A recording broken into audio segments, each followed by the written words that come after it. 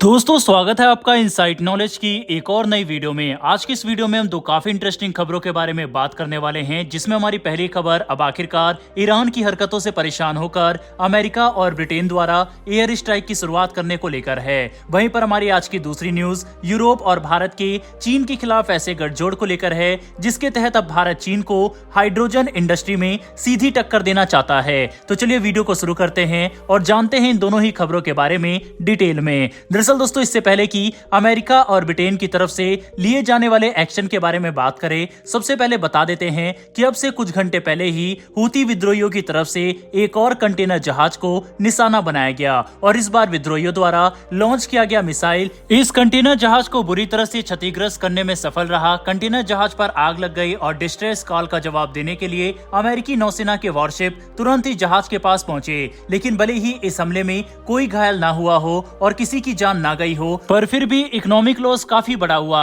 Iran द्वारा समर्थित Houthi विद्रोहियों ने जो हमला किया ये कोई पहली घटना नहीं है। इसके पहले भारत आ रहे एक केमिकल टैंकर पर भी इसी तरह का हमला हो चुका है, जिसकी वजह से लाल सागर में व्यापार बुरी तरह से प्रभावित हो गया। क्रूड ऑयल से लेकर केमिकल और दूसरे मर्चेंटाइज का एक्सपोर्ट इंपोर्ट काफी प्रभावित हो चुका है। आपको ये बात जानकर हैरानी होगी कि लाल सागर से भारत अपना 20% समुद्री व्यापार करता है, जिसकी वजह से हाल ही में हुई ये घटना भारत के लिए बहुत चिंताजनक है। यही वजह है कि स्थिति को देखते हुए आखिरकार अमेरिका और ब्रिटेन ईरान द्वारा समर्थित हूती विद्रोहियों के खिलाफ एयर स्ट्राइक की शुरुआत कर सकते हैं। आप बिल्कुल सही सुन रहे हैं। अब अमेरिका और ब्रिटेन एक साथ अपनी हवाई ताकत का प्रदर्शन करते हुए इन हूती विद्रोहियों के ठिकाने पर सीधे हमला करेंगे, जिसके तहत इन आतंकवादियों के ठिकाने को बर्बाद किया जाएगा और जहां जहां पर भी इनके मिसाइल, ड्रोन और दूसरे हथियार रखे गए हैं उन पर सीधे बम गिराए जाएंगे। अमेरिका अब एयर स्ट्राइक को लेकर काफी सीरियस नजर आ रहा है, लेकिन अगर आप सोच रहे हैं कि अचानक से अमेरिका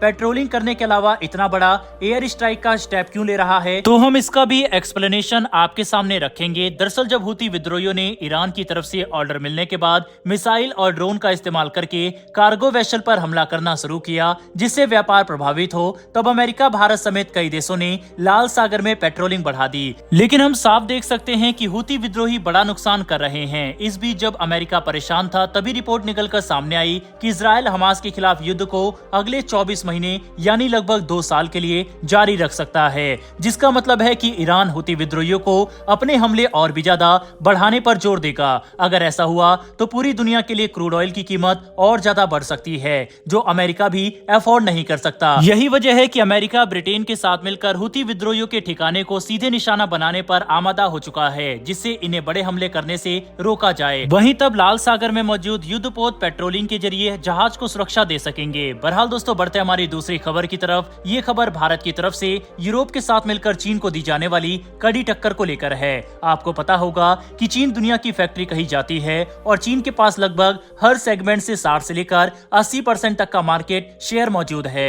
ये मार्केट शेयर सिर्फ मैन्युफैक्चरिंग में ही नहीं बल्कि एक्सपोर्ट सेक्टर में भी साफ तौर पर देखा जा सकता है। और अब अपने इसी इंडस्ट्रियल इकोसिस्टम के साथ चीन इलेक्ट्रोलाइजर के सेगमेंट पर भी एक तरफा राज करने की तरफ आगे बढ़ रहा था। इलेक्ट्रोलाइजर एक ऐसा उपकरण है जिनके इस्तेमाल से हाइड्रोजन का प्रोडक्शन किया जा सकता है। ग्रीन हाइड्रोजन दुनिया भर में काफी प्रचलित हो रहा है और इसे अल्टरनेटिव ऑयल के मुकाबले एक अच्छा अल्टरनेटिव फ्यूल सोर्स के तौर पर भी देखा जा रहा है, जिसका इस्तेमाल आने वाले समय में व्हीकल के अंदर फ्यूल के तौर पर किया जाएगा और इसके कई दूसरे एप्लीकेशन है।